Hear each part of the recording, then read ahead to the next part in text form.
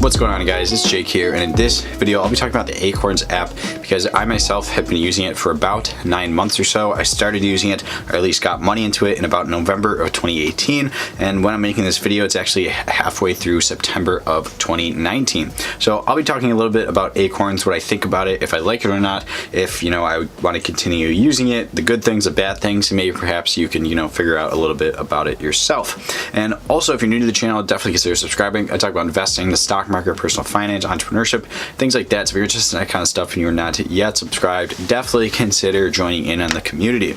But other than that, getting into it, so Acorns app, if you're kind of more unfamiliar with what they are and you really have no idea what they do or anything like that, so basically they're an investment platform that you can use. They're really easy to use. They're actually pretty cheap to use, and with this you don't actually have to do a whole lot of work. Acorns does all the work for you.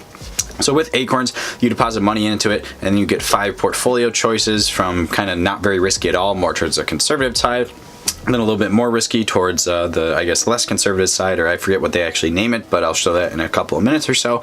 But either way, you put the money in, Acorns does all the investing and all that for you, and it's more for a long-term investing strategy. It's not necessarily for someone looking for trading, because you can't really do any trading with it or anything like that. It's for people who are trying to save up for the long run, whether it be retirement or maybe just a few years, whatever, it doesn't really matter.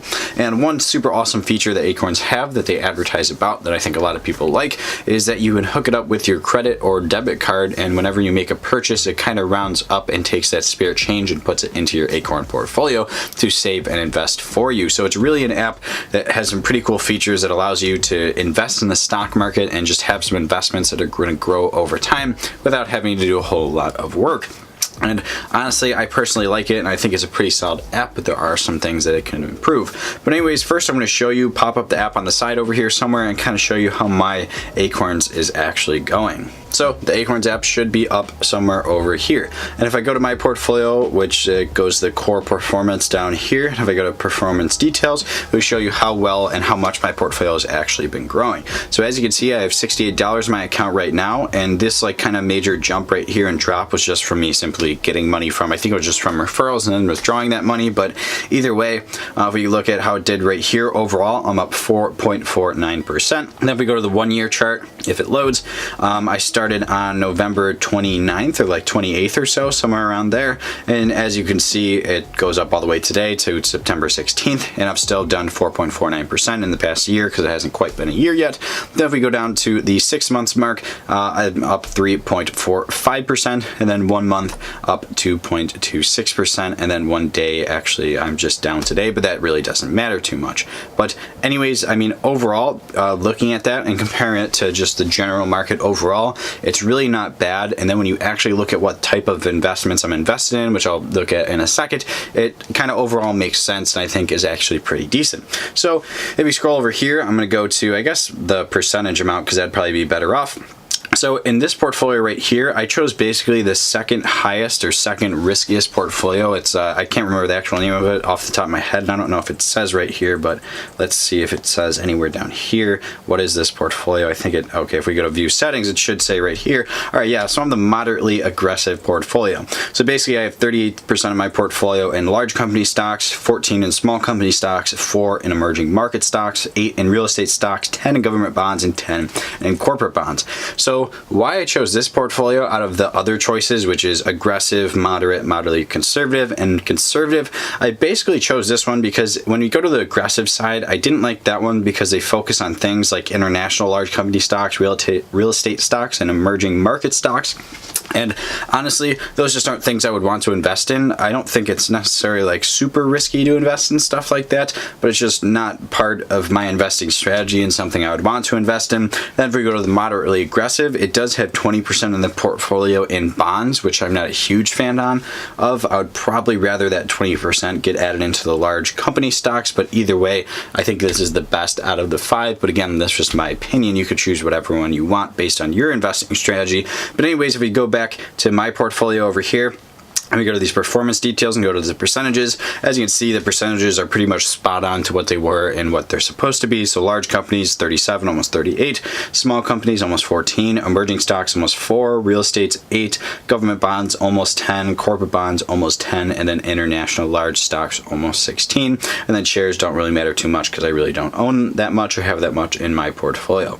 But anyways, talking about Acorns overall, so I really do think it is good for what it does.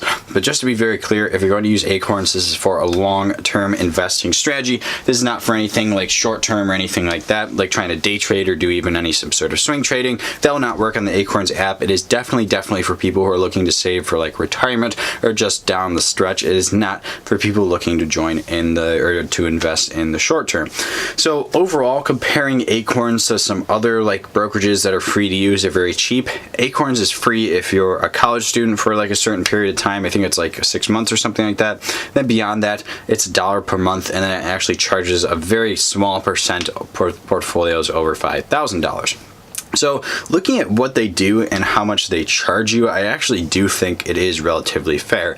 Now, I personally use Robinhood and M1 Finance, which are totally free to use, and that's where the majority of my money is in the Robinhood app, and those charge you absolutely no fees at all, not even $1 a month. But looking at what this does for you, I actually don't think that's that bad of a price, because there's probably people out there and other apps and brokerages that I actually know of out there that charge you way more to do what they're doing, not even at such a good level. So with Acorns, it really is super easy to use the app overall. It's not, I really don't think it's complicated at all, even for someone who's a beginner who's never invested or never used anything like this before.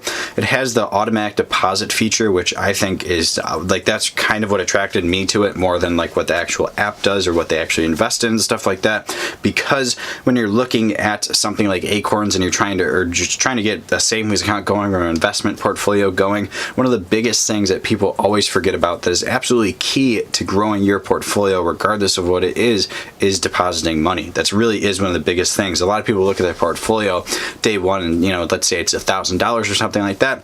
They look at it day one and then go, you know, I want to grow this portfolio to $10,000 just by capital gains. It's probably not very realistic. You're probably only going to grow it that much through capital gains, through dividend yields, and by depositing money into that portfolio. So that really is a crucial feature that I have yet to see any other brokerages or apps have out there. I know Robinhood doesn't have it, M1 Finance doesn't have it. They do have like automatic deposits, or where you can basically schedule your deposits throughout the month or the week or whatever, but I have yet to see any brokerage or any app or anything like that have a feature like Acorns, which is really top notch. Honestly, I really do like that feature a lot. But one thing I don't like that much, and I think could use some adjustments, is their investment categories.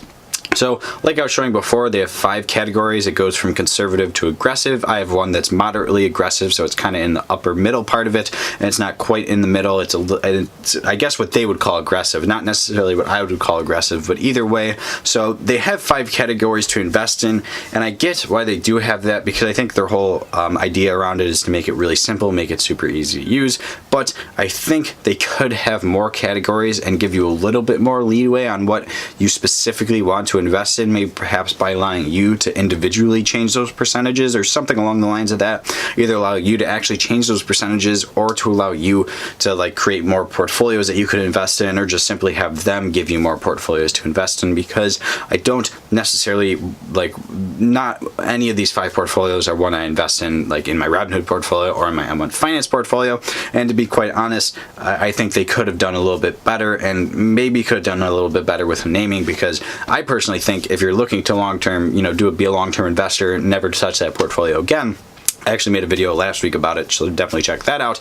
But anyways, if you're looking to make a portfolio where you never want to touch again and you want to invest in the long term, I think you can just simply get that done and get pretty good returns by investing in really large ETFs that follow indexes, or, you know, do something along the lines of that. Some of them like Vanguard S&P 500 ETF, Vanguard Total World ETF, some of the Vanguard dividend yielding ETFs. I mean, some of those like those, you could basically do what Acorns is trying to get you to do, but get better returns. But of course, that's just my opinion. But But anyways, guys, that's really it for this video. So definitely let me know in the comment section if you use Acorns app or if you like them. I do a lot. And also, if you're interested in downloading Acorns app, definitely use someone's referral link. I have a referral link in the description, so when you sign up, you get $5 when you fund your account.